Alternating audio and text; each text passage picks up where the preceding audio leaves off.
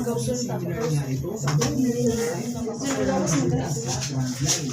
Kung maaalala nyo, ay ito ang para checkpoint nitong Stroll Family sa mga pangarap nila. Sunod na ang checkpoint ay during bilang art na o yung pagpasok nila ng New World.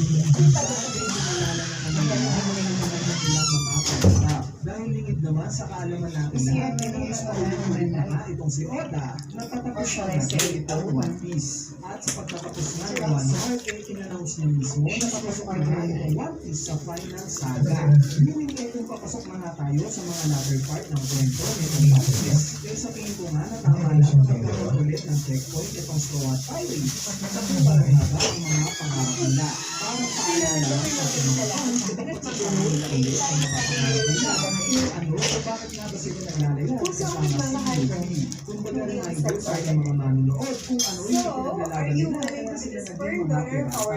Anyway, ang sumunod namang informasyon sa spoilers at mukhang ito na yung magiging pinaka-highlights nitong paparating na chapter ay yung pagpapatuloy daw ng pagkausap ni Saga sa Revolutionary Army. Kung natatayaan nyo sa pagtatapos na ng chapter 1058 ay tumawag na si Saga sa Revolutionary Army. At yung continuation nga daw ng pagsasalita ni Sago ay nakikita natin sa chapter na ito, kung saan ay mismong si Dragon na ngayon ang makakausap niya. Nireveal nga daw ni Sago na hindi siya ang pumatay kay Kuwabara. Bukod pa nga dyan ay nabanggit nga daw ni Sago na nakita nga daw niya kung sino itong nakaupo sa empty throne. At ito nga daw si King Sama. Bali na mataan nga daw ito si Sago sa lugar ng Lulusha Kingdom.